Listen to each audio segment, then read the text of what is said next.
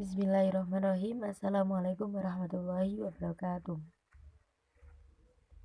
Alhamdulillahirabbil alamin wa bihi nasta'in wa ala umuri dunya waddin. Wassalatu wassalamu ala asrofil mursalin wa ala alihi washabihi ajmain, amma ba'du. Selamat pagi kepada Bapak dosen dan teman-teman sekalian. Pada kesempatan kali ini, kami dari kelompok 6 beranggotakan Arifah Mairoh dan Elvira Damayanti akan mempresentasikan PPT kami dengan tema kemitraan gender dalam kehidupan keluarga. Topik pembahasan yang kita bahas yaitu meliputi pengertian kemitraan gender, prinsip kemitraan gender dalam keluarga melalui relasi peran gender, dan keterlibatan suami istri dalam kegiatan rumah tangga. Masuk ke pembahasan yang pertama, yaitu pengertian kemitraan gender. Kata gender berasal dari bahasa Inggris berarti jenis kelamin. Dalam Webster's New World Dictionary, gender diartikan sebagai perbedaan yang tampak antara laki-laki dan perempuan yang dilihat dari segi nilai dan tingkah laku. Dalam Women's Studies Encyclopedia dijelaskan bahwa gender adalah suatu konsep kultural yang berupaya membuat pembedaan atau distinction dalam hal peran, perilaku, mentalitas, dan karakteristik emosional antara laki-laki dan perempuan yang berkembang dalam masyarakat. Menurut Hilary M. Lipps, mengartikan gender sebagai harapan-harapan budaya terhadap laki-laki dan perempuan. Menurut H.T. Wilson, mengartikan gender sebagai suatu dasar untuk menentukan pengaruh faktor budaya dan kehidupan kolektif dalam membedakan laki-laki dan perempuan. What is gender? Apa sih itu gender? Gender merupakan analisis yang digunakan dalam menempatkan posisi setara antara laki-laki dan perempuan untuk mewujudkan tatanan masyarakat sosial yang lebih egaliter dan bisa dikategorikan sebagai measure atau pengukuran terhadap persoalan laki-laki dan perempuan terkait dengan pembagian peran di masyarakat. Kesetaraan gender. Dari kesimpulan tadi, kita bisa mengartikan bahwa kesetaraan gender merupakan perlakuan yang sama bagi laki-laki dan perempuan dalam kondisi yang sama di dalam memperoleh kesempatan, keterlibatan, atau partisipasi dan pengambilan keputusan serta keterjangkauan manfaat pembangunan dan kesejahteraan.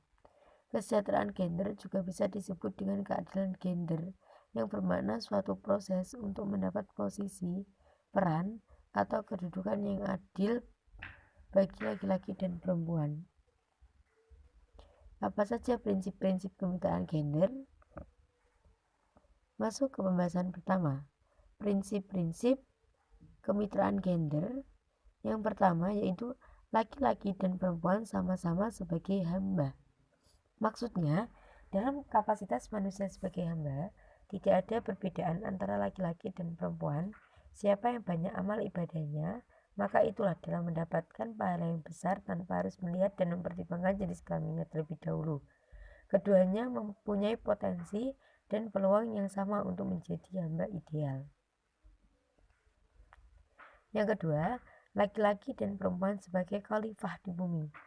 Laki-laki dan perempuan mempunyai fungsi yang sama sebagai khalifah yang akan mempertanggungjawabkan tugas-tugas kekhalifahannya di bumi, sebagaimana haknya mereka harus bertanggung jawab sebagai hamba Tuhan. Terakhir, yaitu laki-laki dan perempuan menerima perjanjian primordial. Maksudnya, laki-laki dan perempuan sama-sama mengemban amanah dan menerima perjanjian primordial dengan Tuhan, seperti diketahui menjelang seorang anak manusia keluar dari rahim ibunya, ia terlebih dahulu harus menerima perjanjian dengan Tuhannya. Untuk pembahasan selanjutnya bisa dilanjutkan kepada Mbak Elvira. Poin selanjutnya, Kemitraan gender dalam keluarga melalui relasi peran gender.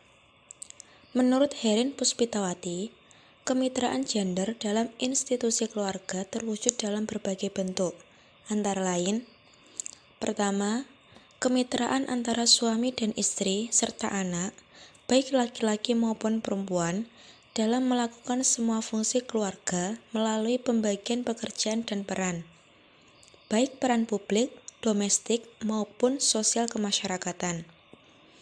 Kedua, kemitraan antara suami dan istri dalam mengerjakan aktivitas kehidupan keluarga.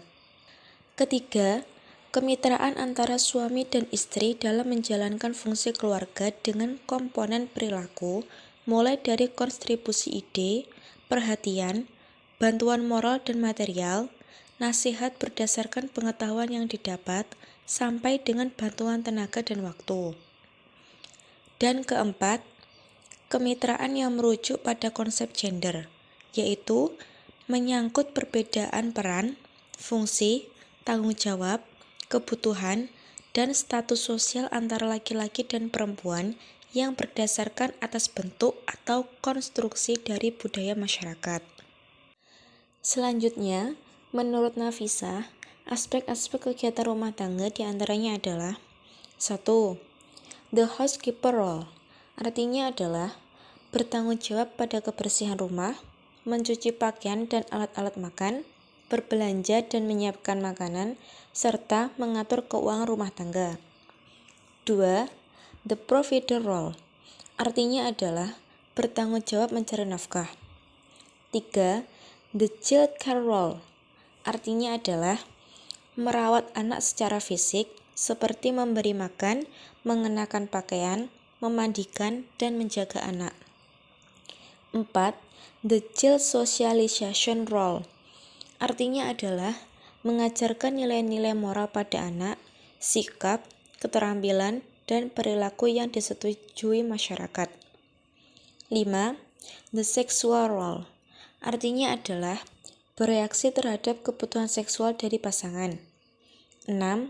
The kinship role, artinya adalah memelihara hubungan antara keluarga dan mengunjungi sanak keluarga jika diperlukan. 7. The recreational role, artinya adalah mengorganisir kegiatan rekreasi keluarga. Dan 8. The therapeutic role, artinya adalah sikap mendengarkan, mau mengerti, bersimpati, membantu, dan merawat anggota lain dalam keluarga. Kemudian, keterlibatan suami dalam rumah tangga dapat ditentukan dari 3 aspek. Pertama, pandangan masyarakat.